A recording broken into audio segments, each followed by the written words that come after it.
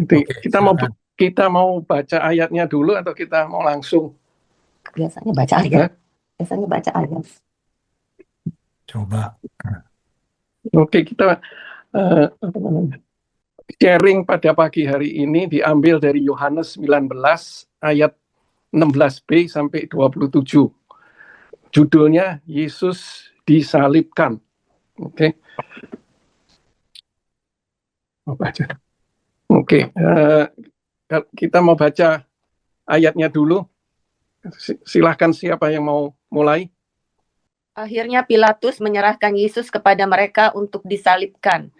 Mereka menerima Yesus. Sambil memikul salibnya, ia pergi keluar ke tempat yang bernama tempat tengkorak, dalam bahasa Ibrani Golgota. Oke. Dan di situ ia disalibkan. Mereka dan bersama-sama dengan dia disalibkan juga dua orang lain, 11 menyebelah, Yesus di tengah-tengah. Dan Pilatus menyuruh memasang juga tulisan di atas kayu salib. Di kayu salib itu berbunyi, Yesus orang Nazaret, Raja orang Yahudi. Banyak orang Yahudi yang membaca tulisan itu, sebab tempat di mana Yesus disalibkan letaknya dekat kota, dan kata-kata itu tertulis dalam bahasa Ibrani, bahasa Latin, dan bahasa Yunani.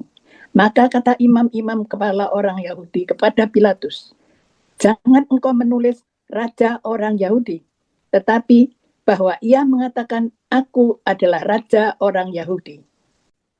Jawab Pilatus, "Apa yang kutulis tetap tertulis."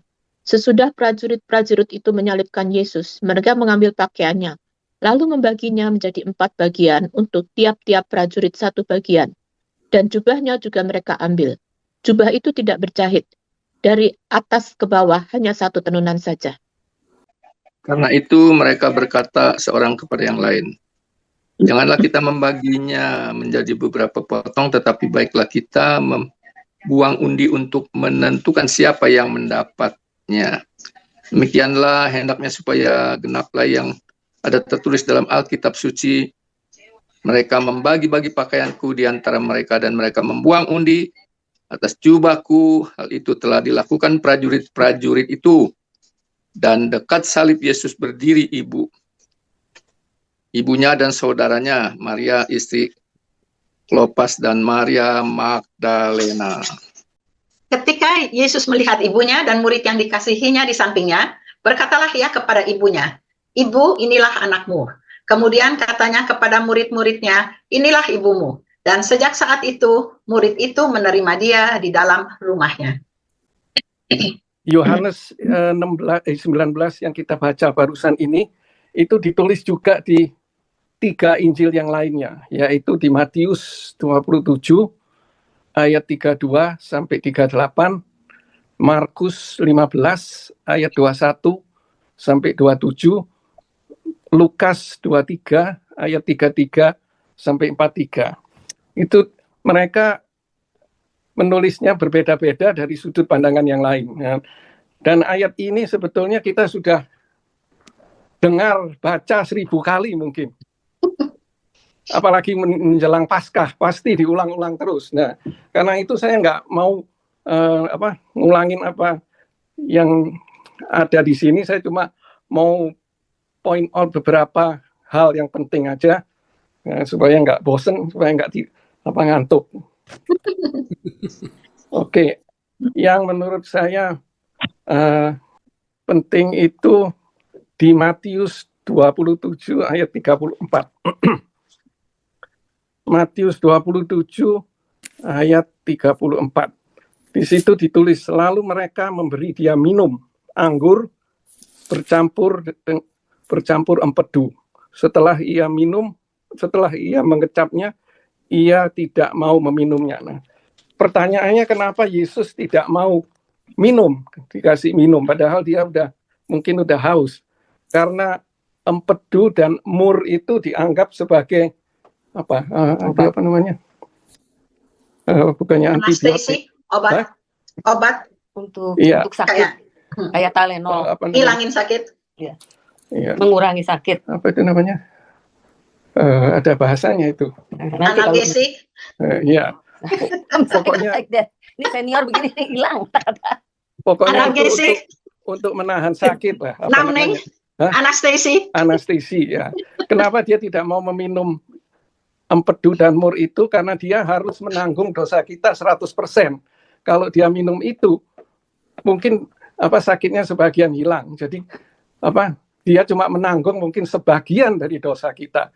Mungkin 80% atau 70%. Jadi kita still harus menanggung sisanya. Makanya itu dia betul-betul menolak karena dia mengasihi kita dan dia mau menanggung dosa kita 100% supaya kita tidak usah menanggung lagi. Oke. Itu yang kita bisa pelajari dari ayat ini. Terus kita bisa lihat di Lukas 23 Lukas 23 ayat 34. Di Lukas 23 ayat 34, Yesus berkata, "Ya Bapa, ampunilah mereka, sebab mereka tidak tahu apa yang mereka perbuat." Di sini kita tahu bahwa waktu Yesus disalib, itu semua muridnya pada lari, pada takut. Oke? Nah, satu-satunya yang ada di salib Yesus, yaitu si Yohanes ini. Yohanes ini adalah satu-satunya murid yang berada di bawah salib Yesus. Nah, waktu dia mendengar Yesus berkata di ayat ini, dan dia merasakan kasih Yesus kepada mereka, kepada orang-orang juga yang menyalibkan dia, maka dia menulis Yohanes 3 ayat 16, yang ayat yang terkenal itu Yohanes 3 ayat 16, kasihnya begitu besar kepada isi dunia ini, barang siapa yang percaya tidak akan binasa, melainkan beroleh hidup yang kekal. Ini hanya ada ditulis di Injil Yohanes. Kenapa? Karena hanya Yohanes saja yang ada di kaki di salibnya Yesus. Tidak ada di Injil lain, karena yang lainnya tidak ada di situ. Dan satu-satunya yang merasakan kasih Yesus itu ya hanya Yohanes. Makanya Yohanes bisa menulis Yohanes 3 ayat 16 ini. Dan Yohaneslah, nah kalau kita baca, tadi sudah baca di Injil Yohanes ini, di Yohanes, mana itu tadi? 26. Dibilang ketika Yesus melihat ibunya dan muridnya yang dikasihinya, di sampingnya berkatalah kepada ibunya, "Ibu, ini adalah anakmu." Dan berkata kepada muridnya, "Inilah ibumu." Sejak itu murid itu menerima dia di dalam rumahnya. Jadi Maria ini dan Yohanes ada di salib Yesus, di bawah salib Yesus. Nah, waktu Yesus bilang sama Yohanes, Maria, ibu, inilah anakmu, berkata sama Yohanes, "Inilah ibumu," maka Yohanes menerima Maria dan membawanya ikut bersama dia kemana-mana. Maksudnya Yohanes take care Maria. Nah, kalau kita pernah ke Turki, kalian pasti pernah ke Kusadasi. Nah, di situ pasti ikut tur yang ke rumahnya Maria. Dan rumahnya kecil, tapi itu merupakan satu pilgrimage dari banyak orang, karena Yohanes itu membawa Maria tinggal bersama dengan dia, take care Maria, yang seperti diperintahkan oleh Yesus. Dan juga di situ pasti kalian dibawa ke kuburannya Yohanes, karena kuburannya Yohanes juga ada di dekat situ. Dan Yohanes ini adalah satu-satunya murid yang matinya secara natural, jadi bukan bukan disalib, bukan sebagai martir, ya betul. Nah, itu adalah ceritanya gitu. Poin yang lain, nah di ayat ini dibilang, "Ibu, inilah anakmu." Tapi di dalam bahasa aslinya itu sebetulnya perempuan. Jadi perempuan, inilah anakmu. Atau Yesus tidak pernah mengatakan Maria itu ibunya, karena betul dia dilahirkan dari Maria, tapi Maria itu bukanlah ibu secara biologis ya. Jadi di bahasa aslinya itu disebut perempuan. Perempuan bahasa Yunaninya itu apa? Gunai atau something. Ya, bukan murder atau ibu. Demikian juga di apa? Perkawinan itu di Kana. Itu juga Yesus mengatakan ibu bukan ibu, perempuan apa yang mau kamu lakukan gitu. Bukan kalau di bahasa Indonesianya itu ibu, tapi sebetulnya kurang tepat. Yesus memanggil Maria itu sebetulnya perempuan. Dan untuk orang Asia itu mungkin kurang sopan ya. Kalau punya ibu bilang, hei perempuan, apa kabar gitu. Itu namanya kurang ajar. Tapi di zaman itu dan di budaya itu adalah ya normal atau biasa. Satu ayat lagi yang saya mau sharing itu di Lukas. Di Lukas 23 yang sama topiknya ayat 43. Lukas 23 ayat 43. Nah, kita sudah tahu ceritanya di sini ada dua penjahat, yang satu mengolok-olokkan Yesus, yang satu justru acknowledge Yesus. Nah, dan di ayat 43, di ayat 42 itu salah satu penjahatnya bilang, Yesus, ingatlah akan aku apabila engkau datang sebagai raja. Jadi kita sudah sering dengar ceritanya satu penjahat ini menerima Yesus sebagai Tuhan dan Juru Selamat. Dan di ayat 43 kata Yesus kepadanya, aku berkata kepadamu, sesungguhnya hari ini juga engkau akan bersama-sama dengan aku di dalam Firdaus. Oke. Nah, di Alkitab ini ada dua ayat yang kuat yang menunjukkan kemana kita pergi waktu kita meninggalkan dunia ini. Nah, di ayat ini Yesus bilang sama penjahat itu, hari ini juga kamu ada bersama-sama aku di Firdaus. Jadi penjahat itu hari ini, jadi sebelum jam 6 sore, kan Yesus disalib jam 3, meninggalnya jam 3, jadi dia sebelum jam 6 sore, dia bisa penjahat ini sudah bersama Yesus di Firdaus. Nah, pertanyaannya itu seringkali orang menanyakan, apakah Firdaus itu sama dengan surga?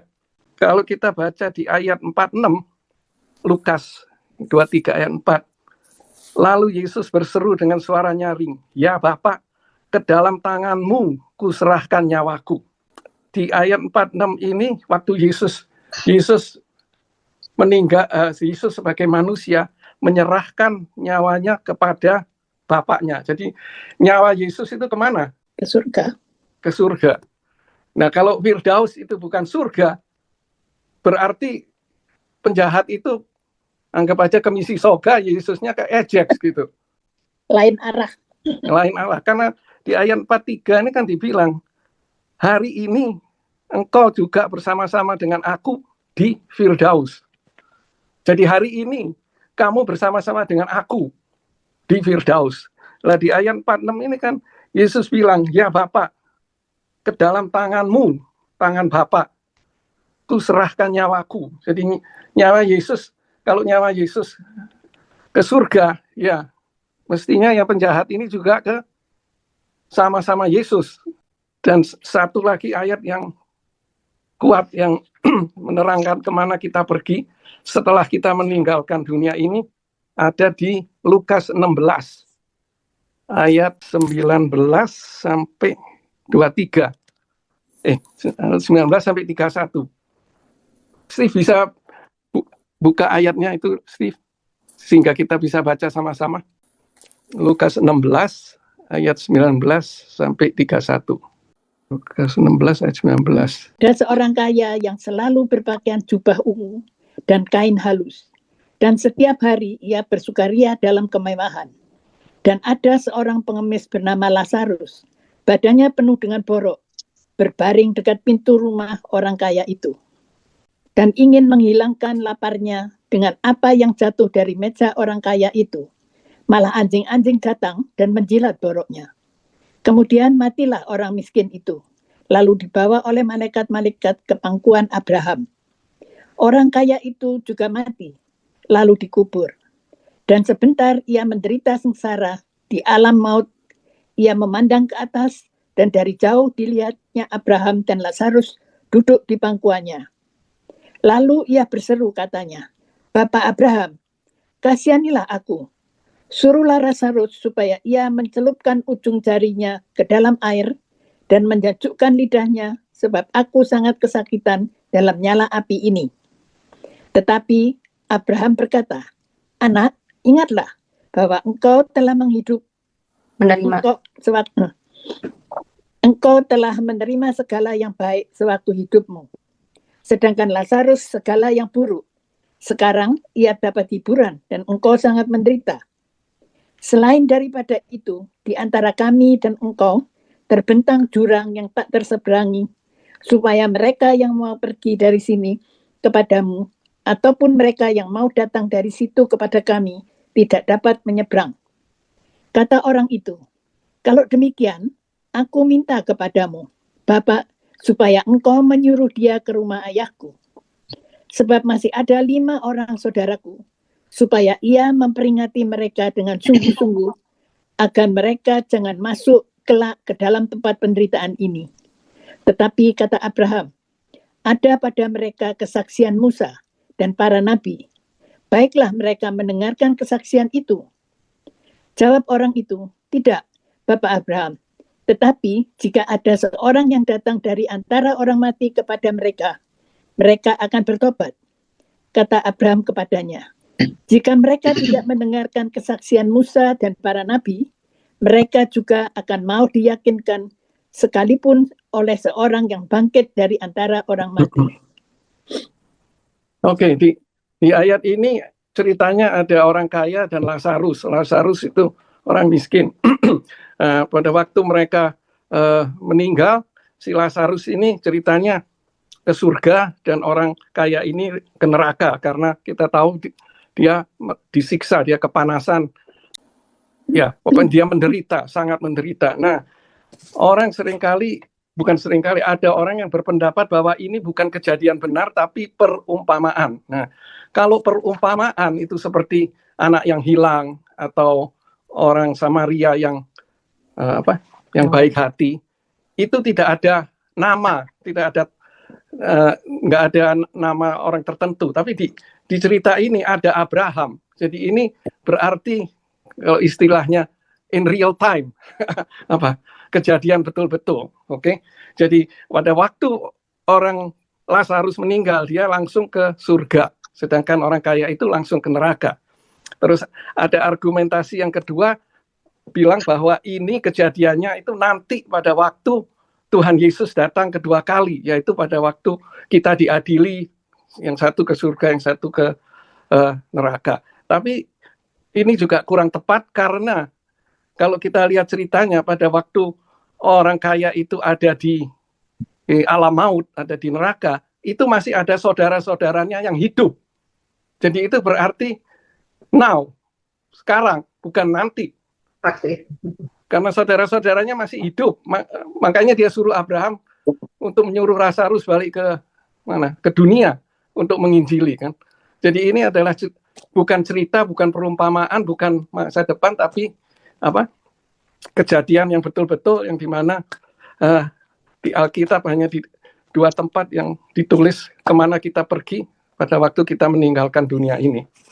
Nah, konklusinya Yesus disalib. Disalib adalah waktu disalib, kutuk bisa dirubah menjadi berkat. Jadi kita yang tadinya mendapat kutuk, kita jadi diberkati. Disalib juga dosa dirubah jadi pengampunan. Yang kita dulu penuh dosa, Tuhan mengampuni kita.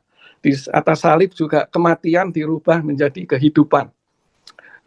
Memikul salib di Lukas 9 ayat 23 artinya hidup seperti Kristus, yaitu menyangkal diri, mengasihi tanpa syarat, taat kepada kehendak Tuhan sampai akhir. Memikul salib itu buat orang Kristen yang betul-betul menerima Tuhan dan sebagai juru selamat bukan suatu beban, tetapi suatu kehormatan bagi setiap orang percaya. Terima kasih, Tuhan berkati. Bagus. Ya, kita perlu memang beritahu sama Pak Kim. Sebab kita tuh kadang-kadang ignorant ya. Di dalam keselamatan itu kita tuh, apakah kita benar tahu bahwa kita tuh diselamatkan sama Tuhan. Nah inilah ceritanya, itu semua tadi sudah itu. Kita kalau mati ya ke surga-surga, kalau yang enggak ya mau ke neraka. Betul itu semua. Oke, sekarang siapa yang mau tambahkan? Atau Ya, saya tambahin dikit ya. ya sampaikan. Dari Yohanes ini yang saya baca ini, saya mah nggak jauh-jauh dah ke Lukas, kejauhan. Ini kalau dilihat ya, Tuhan Yesus tuh kan disalibkan di tengah-tengah kan. Sebelah kiri 2 orang jahat, dia tuh di tengah. So, Tuhan Yesus tuh selalu in the center daripada orang-orang yang berdosa. Karena apa? Karena untuk dari orang yang berdosa menjadi orang yang diampuni, yang tidak berdosa, itu harus melewati Tuhan Yesus. Karena itu dia itu di center. Dia kalau nggak melewati Tuhan Yesus, orang itu tidak bisa righteous, tidak bisa diampuni dosa-dosanya. Dan kalau dilihat lagi, Tuhan Yesus itu betul-betul menggantikan Barabas. Kalau enggak itu kan Barabas yang harus disalib. Dan Barabas itu benar-benar orang berdosa. Itu benar-benar dia tuh menggantikan orang yang berdosa. Dia tuh mendapat hukuman dari orang yang berdosa. Itu betul-betul dia itu di situ itu betul-betul jelas gitu. Dan di dalam di atas salibnya kan ditulis Yesus itu adalah adalah orang Nazaret, raja orang Yahudi. Itu ditulisnya dalam bermacam-macam bahasa kan. Dalam bahasa Hebrew, dalam bahasa Greek, dan dalam bahasa Latin kan. Dibilangnya karena itu Hebrew itu untuk orang-orang lokal, untuk orang-orang yang melambangkanlah beragama-agamaan gitu. Sedangkan orang Greek itu orang yang penuh wisdom pada waktu itu, melambangkan wisdom. Latin itu power gitu. Jadi sebenarnya itu sudah suatu profesi bahwa nama Tuhan Yesus itu akan disebarkan kemana-mana, ke seluruh dunia gitu. Itu sudah dikasih tahu dari waktu disalibkan itu. Aja yang penting kan. Jadi saya mau tanya ya. Saya mau tanya boleh? Iya. Di Yohanes 19 ayat 23. Sesudah prajurit itu menyalibkan Yesus, jadi Yesus disalibkan kan. Mereka mengambil pakaiannya lalu membaginya menjadi 4 bagian, untuk tiap-tiap prajurit 1 bagian, dan jubahnya juga mereka ambil. Jubah itu tidak berjahit karena atas ke bawah hanya 1 tenunan. Terus saya lanjutkan ke Yohanes 19:25. Jadi saya bingung. Tadi Yesus disalibkan. Lalu di sini dan dekat salib Yesus berdiri ibunya dan saudaranya Maria, istri Klopas Maria Magdalena. Ketika melihat ibunya dan muridnya yang dikasihinya di sampingnya, berkatalah ia kepada ibunya, "Ibu, inilah anakmu." Jadi Yesus disalib kok berdiri. Maksudnya itu gimana? Saya kok bingung jadinya. Yang di sampingnya itu si Yohanes, di sampingnya Maria. Bukan Yesusnya disalib. Ya. Ketika Yesus melihat ibunya dan murid yang dikasihinya di sampingnya. Nyai ini samping ibunya. Oh gitu. Thank you Inga. Bingung sampai. Halo, saya juga mau tanya sehubungan dengan ayat itu. Kan dibilang ibu ini anakmu, anak ini ibumu. Kan orang dulu kan si Maria harusnya tinggal bersama suami dan anak-anaknya. Apa saat itu dia udah nggak ada suami dan anak-anaknya, karena katanya Yesus kan juga ada saudara-saudaranya kan, ada Yakobus, ada apa gitu. Terus bagaimana itu? Suaminya kayaknya sudah meninggal dan suaminya, tapi anaknya kan ada. Belum percaya. Kan waktu itu belum percaya kepada Tuhan Yesus. Kebacanya sih begitu, nggak tahu Inga. Katanya sih baru later on sesudah mati terus bangkit mereka menjadi pengikut Kristus. Makanya yang nulis buku apa ya, James ya, itu ya, Yakobus ya, itu dia kan. Ya. Yakobus sama Yudas terakhir itu saudaranya Yesus. Ya. Sebelumnya itu mereka belum orang percaya. Dan mereka juga nggak ada di situ kan. Satu-satunya murid. Ya kan? Cuma Yohanes itu yang ada di situ, yang lain lari. Kali malahan yang saudaranya ini ngenyek. Kan sebelumnya juga sering ngenyek kan? Iya. Yang lagi ini. Dan kalau dilihat perempuan lebih berani loh. Ya kan? Yang saya sebetulnya banyak sekali, emang benar Pastor Liu tadi banyak sekali yang bisa dibahas. Tapi oke, sekarang saya lagi mau mungkin bahas yang penting itu sudah selesai. Ya, seperti tadi lagu yang kita nyanyikan, Jesus paid it all. Arti sudah selesai itu kan paid in full. 100%. Itu ayat 30, itu next time. Hah? Itu ayat 30. Saya ngomong apa sih? 7. Oh, saya bilang gitu ya? Tapi nggak apa-apa, terusin. Apa itu, tadi yang juga udah dibilang, yang dicampur mur, dia nggak mau ambil. Kan? Nggak mau minum. Jadi dia benar-benar semuanya dia ambil. Dan Yesus sendiri sudah mengatakan sebelumnya, itu di Yohanes, yang kita udah pernah ngomongin, Yohanes 12:31. Ya, siapa yang mau baca 31 dan 32? Yohanes 12, 31 dan 32. Yohanes 12, 31, 32. Aha. Sekarang berlangsung penghakiman atas dunia ini. Sekarang juga penguasa dunia ini akan dilemparkan keluar.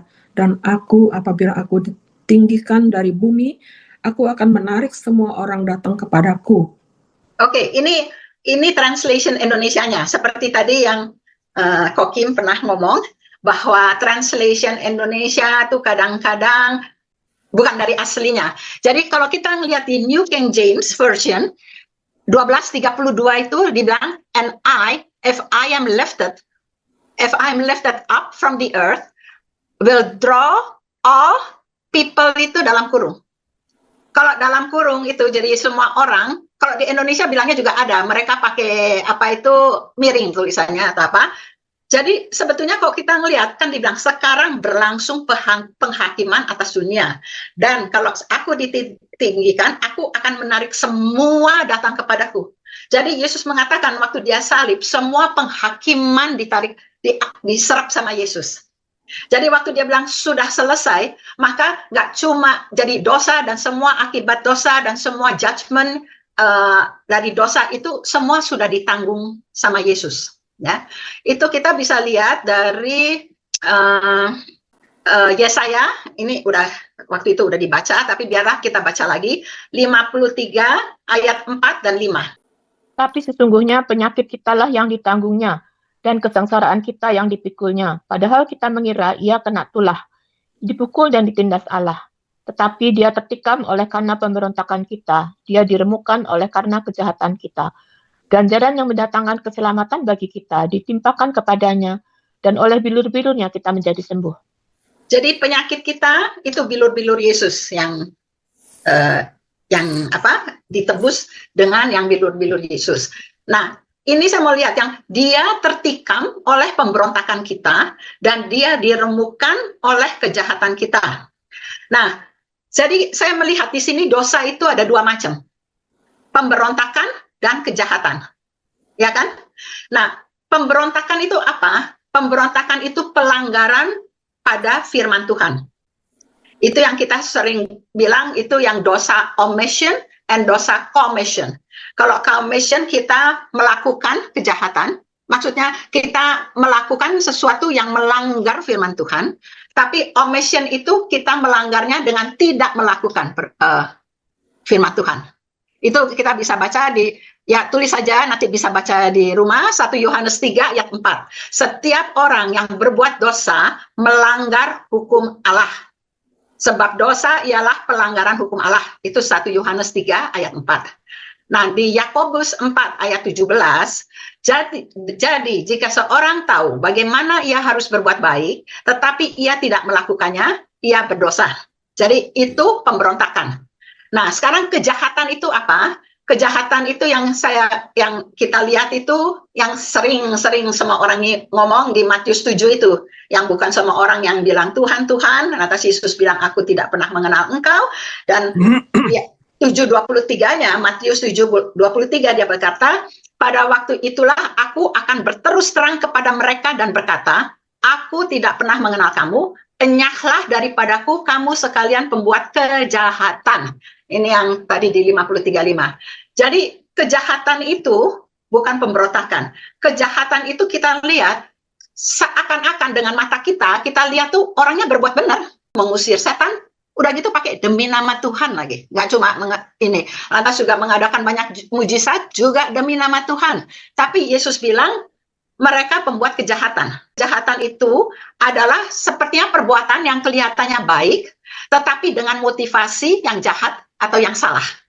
Jadi karena kesombongan atau kali juga keuntungan atau mau dapat kredit sendiri. Ya. Jadi saya ngelihat itu dan Yesus bilang kan sudah selesai. Yang artinya tuh kalau di dalam Yunani itu paid and full. Udah nggak ada apa-apa lagi yang kita mesti berbuat untuk keselamatan kita. Semua Yesus sudah tanggung. Ya. Jadi ini di sini saya ngelihat lantas juga bisa kutuk.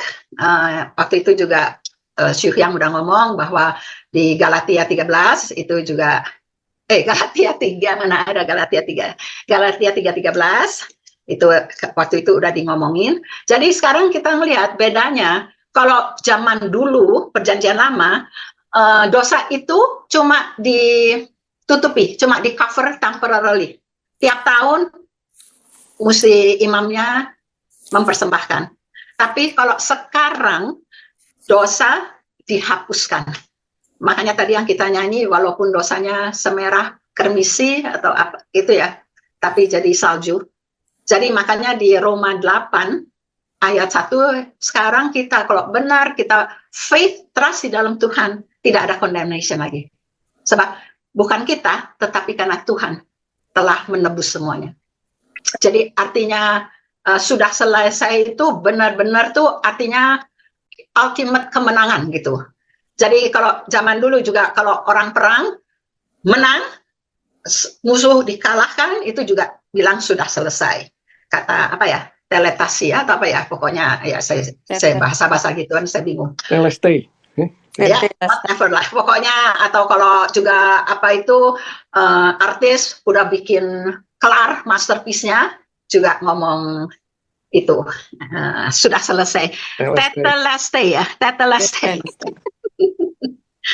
Gitu. Jadi ini sudah selesai dan lagi kita ngelihat sesudah kalau kita lihat tadi di Matius 27 sesudah Yesus bilang sudah selesai, langsung kan ada gempa bumi, lantas tabir terbelah dua, kuburan-kuburan terbuka. Jadi Tuhan kayaknya ngasih kita preview apa yang akan kejadian nanti.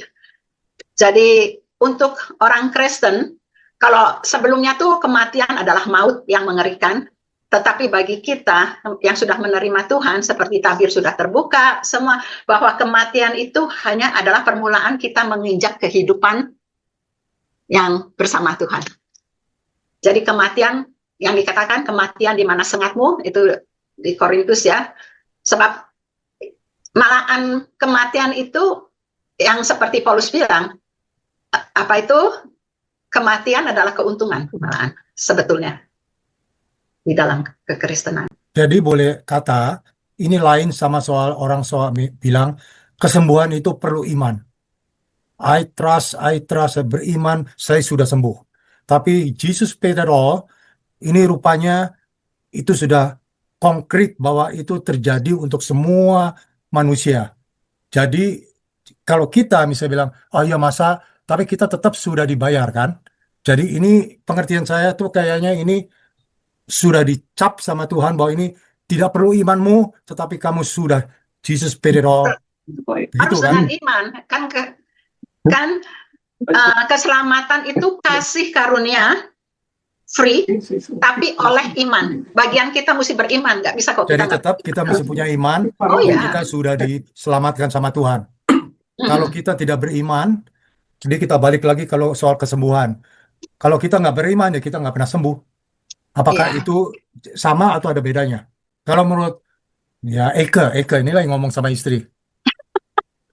Rasanya tuh kayak gut saya tuh bilang ini kayaknya sudah dimeteraikan. Semua seluruh dunia tanpa orang percaya nggak percaya sudah dibebaskan. Itu yang saya tangkap dalam pelajaran ini. Gitu. Tapi sebetulnya yang saya lihat di dalam kehidupan ini masih suka juga banyak misteri-misteri. Oh iya, betul. Yang kita masih belum, emang orang kan suka bilang nanti kok ketemu Tuhan mau nanya. Tapi ya yang saya tahu seperti kayak nomor satu hubungan kita dengan Tuhan, itu yang paling penting. Sebab seperti di Lukas 10-19 ya kalau nggak salah, yang Tuhan sudah memberikan kita authority menginjak kalajengking itu semua, tapi kita tuh selalu mesti tahu itu authority dari Tuhan, bukannya lantas kita yang jadi kayak sederajat sama Tuhan. Itu salah sekali. Nah, makanya juga di Yakobus 4 ayat 7 kan bilang kan, karena itu tunduklah kepada Allah dan lawanlah iblis. Jadi sebelum kita lawan iblis, kita tunduk kepada Allah dulu. Kalau kita mau melawan iblis dengan kekuatan kita sendiri, bukan iblisnya yang lari, kitanya yang lari pontang-panting nanti. Ya kan, kayak anak-anaknya itu. Jadi ini ada aturannya gitu. Jadi kalau kita tunduk kepada Tuhan, obedient kepada Tuhan, itu baru kita bisa lawan iblis. Kita mempunyai power dan authority di atas iblis. Tapi jangan lupa tunduklah kepada Allah lebih dulu gitu ya. Ya, menurut saya memang Tuhan sudah menyediakan kesembuhan untuk semua orang. Tapi kita harus menerima. Kalau kita nggak nerima ya nggak bisa dong. Kita harus menerima kesembuhan itu kan, percaya dan menerima gitu. Iya betul.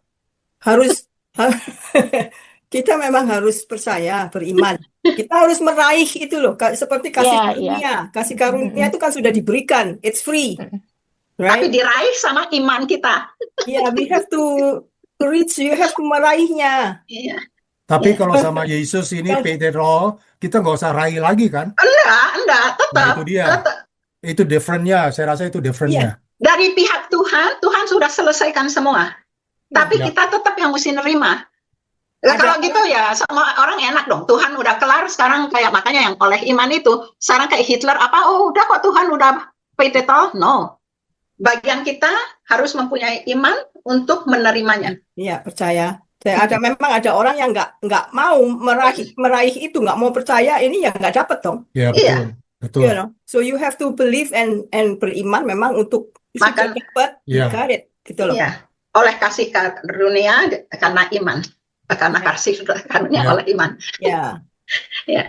Tadi kalau saya kayak ada kayak yang different formulation dari Steve ya. Tapi karena saya orangnya kan maunya logik, semua maunya logik. Jadi kalau menurut saya kita pertama-tama ya beriman bahwa Tuhan Yesus adalah anak Allah yang mengampuni semua dosa kita jadi raja. Itu the base kan. Karena dia ini logika saya ya. Karena dia itu telah mengampuni dosa-dosa kita, kan di hadapan Tuhan kita kan bersih kan? Kita tidak berdosa di hadapan Tuhan, kita ini sudah bersih kan? Nah, kalau kita sudah bersih, menurut saya ya tidak bisa sakit gitu loh. Tidak ada penyakit. Jadi kesembuhan itu ya ada kalau jadi base-nya itu ya percaya kepada Tuhan Yesus. Jadi orang benar akan berjalan dengan iman. Jadi saya menerangkan buat saya sendiri, kesembuhan itu akibat dari pengampunan dosa dari Tuhan Yesus yang telah mati di kayu salib, bilur-bilurnya telah menyembuhkan kita. Itu base-nya itu karena sudah ada pengampunan dosa itu. Jadi kita sembuh. Sebetulnya ya semua cerita itu cerita itu kan kayak gambaran dari Exodus ya. Nah, Exodus kan lamb mesti dibunuh. Jadi Yesus sudah dibunuh. Darah mesti ditaruh di ambang pintu. Nah, kalau ada orang, biar mereka orang Yahudi atau orang Israel, tapi mereka nggak naruh itu darah, ya pasti juga mati. Nah, itu saya bilang kayak iman. Iman itu kan artinya tuh percaya sampai kita obedience. Bukan cuma percaya di otak tapi nggak melakukan apa-apa. Itu kan itu nol gitu ya. Jadi ini juga kita terima sampai kita melakukan firman Tuhan, kita taruh darahnya di pintu hati kita, Tuhan melihatnya jadi udah diselamatkan gitu. Gimana sih ngomongan saya membingungkan? Tapi semuanya ngerti bahwa itu keselamatan Tuhan sudah sediakan, ya udah. Tapi mesti diterima. Keselamatan. Dengan faith, kalau nggak diterima, ya keselamatannya ya nganggur. Iya. Oke, saya mau tanya tadi yang Kim ngomong itu benar-benar it's good, like tentang ibumu itu, Kim. Itu ayat-ayatnya itu di mana ya yang menyatakan bahwa ya saya ngelihatnya Tuhan Yesus tuh very specific ya. Jadi itu bukan ibunya tapi dia ngomongnya kan wanita ya. Perempuan. Itu ayat-ayatnya kan you give me di ayat-ayat ada 3 ayat yang you find out. Ini kan kalau di Yohanes ini kan dibilang ibumu kan. Tapi Tuhan Yesus kan mau menyatakan bahwa itu bukan biological, maksudnya dari hubungan suami istri. Iya. Jadi itu ayatnya di mana? You said tadi ada 3 ayat. Di mana? Can you tell me please? Perkawinan di Kana. Oke. Terus satunya? Dua, so far yang tahu 2. Oke. Kalau mau ditambahin ya, ini coba kita buka sama-sama di Lukas 8 ayat 19 sampai 21. Oke, Yesus dan anak saudaranya. Ibu dan saudaranya Yesus, saudara-saudara Yesus datang kepadanya, tetapi mereka tidak dapat mencapai dia karena orang banyak. Orang memberitahukan kepadanya, ibumu dan saudara-saudaramu ada di luar dan ingin bertemu dengan engkau. Tetapi ia menjawab mereka, ibuku dan saudara-saudaraku ialah mereka yang mendengarkan firman Allah dan melakukannya. Oke. Oke, sekarang kalau mau lagi, itu di Lukas 11, ayat 27-28. Ketika Yesus masih berbicara, berserulah seorang perempuan dari antara orang banyak dan berkata kepadanya, berbahagialah ibu yang telah mengandung engkau dan susu yang telah menyusui engkau. Tetapi ia berkata, yang berbahagia ialah mereka yang mendengarkan firman Allah dan yang memeliharanya. Oke, jadi di sini saya bacanya sepertinya Yesus itu lagi mau menekankan bahwa yang kita sembah, yang kita hanya Allah, Tuhan Allah. Ya, jadi nggak ada. Kok nggak salah saya baca barusan ini pastor sampai Pope Paus Leo mengatakan banyak di antara orang-orang yang agak bingung, yang menaruh Maria itu hampir seperti sejajar dengan Yesus. Tapi dia bilang, memang Maria adalah orang yang sangat mencintai Tuhan, luar biasa, makanya dipilih Tuhan untuk melahirkan Yesus, itu something special. Tapi penebus itu hanya Yesus Kristus. Ya, jadi di sini sekarang kalau kita mau baca lagi, di Timotius 2 ayat 5. Timotius 2 ayat 5. Siapa yang mau baca? 1 Timotius 2 ayat 5. Karena Allah itu Esa, dan Esa pula Dia yang menjadi pengantara antara Allah dan manusia, yaitu manusia Kristus Yesus. Ya, doa itu selalu, dan Yesus kan di Yohanes kita baca berapa kali, siapa berdoa dalam namaku, kan nggak ada lain. Kita tetap emang Maria spesial, yang mau mengandung padahal masih perawan, ibaratnya itu tuh bisa dipukulin batu kan, Lempari batu. Ya, dilempari batu. Tapi tetap kita mesti tahu yang Tuhan itu cuma Allah Bapa, Putra, Roh Kudus ya. Jangan sampai kita tuh jadi kayak juga akhirnya menempatkan orang hampir sejajar dengan Allah tuh nggak bisa. Itu kan dosa pertama manusia kan, mau jadi kayak sederajat dengan Tuhan. Emang kita waktu diciptakan kita seperti Tuhan menurut gambar dan ini, tapi kita nggak sederajat dengan Tuhan, itu sama sekali enggak. Thank you. Itu sekalian ya, lagi ngomong tentang perempuan itu, Tuhan Yesus itu masih mikirin orang lain. Dia bilang perempuan kepada Yohanes kan, inilah anakmu yang pada itu.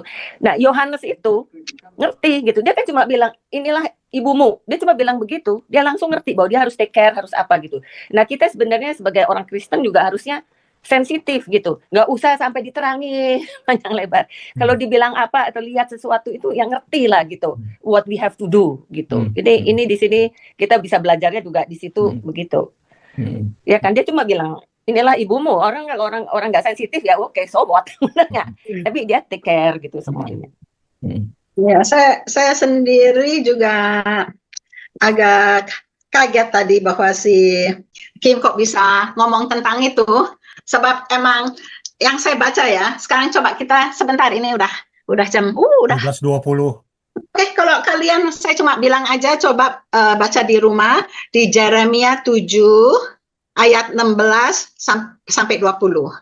Itu Tuhan melawan penyembahan Ratu Surga. Jadi emang berhala-berhala itu senang punya. Jadi kalau kita kan diajarinya cuma Bapak. Tapi berhala itu senang, makanya yang Artemis atau Diana selalu ada ratunya kan. Ini makanya Tuhan tuh ini sekali melawan penyembahan ratu surga. Yeremia 7 Yeremia dulu. 7. 16 sampai 20. Oke. Oh, Ini satu. Tadi tertikam itu di mana? Ayat berapa? Timotius whatever? 1 Timotius. 1 Timotius 2 ayat 5. Terus yang satunya lagi 1 Timotius 2 ayat 5. Yang pemberontakan? Yakobus something, Yakobus 4. Yakobus 4 Oh, ayat yang kalau 7. melawan. Ya, Ah. 46 ya. 4 Yakobus 7. 4 ayat 7. Yakobus 4. Oke. Daripada nge-Google, ini ada Google dah. Live Google. Sama. Iya, lebih cepat Live. ya. Lebih cepat. Google Inge. Lebih cepat. Oke, sudah Oke, thank you. cukup atau masih ada yang last call? Sebelum Oke, bulan sebelum Februari. Raskol, jadi kalian maunya gimana ini? Tahun depan mau diterusin apa? Bulan April udah habis Yohanesnya. Nah, ini kita mau ngelanjutin kemana? Tadi Cik Sian bilang dia Terus ke Petrus, ada mau ke Petrus atau mau... Jadi ya tolong inilah, nanti kasih tahu jadi kita tuh nanti belajarnya sama-sama semangat. Oke? Pasti semangat.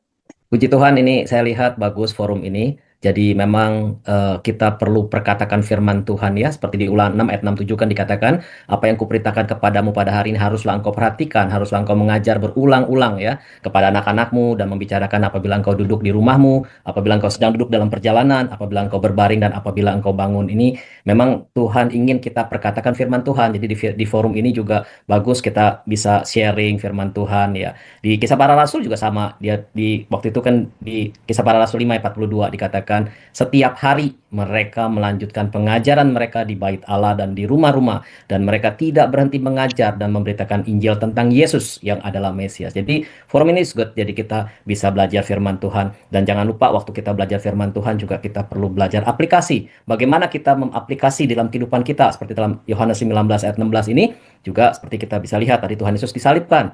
Tuhan Yesus disalibkan, dia rela menderita mati bukan karena kesalahan, tapi karena kasihnya kepada manusia. Nah, bagaimana aplikasi kita? Kita belajar mengasihi dengan tindakan nyata, bukan hanya kata-kata. Jadi kalau kita lihat bisa ada orang yang susah, kita bisa ingat. Dan juga kita juga bisa lihat tadi ayat yang ke-23 dikatakan, mereka membagikan pakaian supaya genap nas yang tertulis. Bagaimana aplikasinya? Ini waktu ada kejadian ini, tentara waktu bagi-bagikan itu kan dikatakan bukan suatu kebetulan kan, dikatakan direncanakan dalam nubuat supaya genap tertulis. Jadi apa aplikasi kita dalam hidup ini? Tidak ada yang kebetulan. Ya, walaupun kita nggak mengerti hari ini kita ada masalah, tapi kita percaya Tuhan tuh ada maksudnya. Kalau kita di dalam Tuhan ya, bukan orang dalam Tuhan, bukan orang yang tidak di dalam Tuhan. Tapi kalau kita percaya Tuhan Yesus, kalau kita lagi sedang susah, kita lagi ada sesuatu, kita percaya Tuhan tuh in control. Jadi Tuhan tuh tahu apa yang kita terjadi dalam kehidupan kita. Nah, itulah aplikasi-aplikasi yang tadi Cici yang bilang juga ya mengenai ibu gitu. Tuhan Yesus tuh tidak memikirkan penderitaan, dia memikirkan orang lain. Nah, ini aplikasi juga buat kita. Kalau kita ada sesuatu, coba kita juga seperti Tuhan Yesus pikirin orang lain gitu ya. Nah, itulah yang kita belajar. Kalau kita belajar firman Tuhan, yes, betul, kita dalamin, tapi juga apa sih yang kita bisa aplikasi seperti supaya orang lain datang kepada Tuhan Yesus, karena inti daripada Alkitab Perjanjian Lama Perjanjian Baru itu terletak pada amanat agung. Matius 28 ayat 19 sampai 20. Pergilah, jadikanlah semua bangsa muridku. Jadi kita perlu untuk memuridkan, kita perlu untuk jadi Alkitab hidup gitu loh. Ya, itu aja yang saya mau tambahkan. Last call. ya, terima kasih Pak Sulio. Ya. Saya lihat juga memang ini tahun depan juga ada speaker baru. Hari ini dia nggak ada di sini. Dia lagi di Yvonne. Oh, Dokter Gigi. Dokter Gigi, saudaranya si Oce. Jadi bagus, kita akan dapat satu speaker lagi.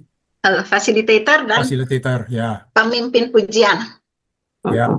Jadi kita semua Oh, memang sama juga Medi. Medi juga bakal jadi fasilitator. Yeay. Really? ikut, puji Tuhan. Really? Siap gitu kan. Jangan Ya, really. terima kasih Kokim, terima kasih Suyang, tadi bagus sekali, senang mendengarnya semua di sini. Ya, jadi kita terus saja begini, maju terus ya, seadanya gitulah. Ya,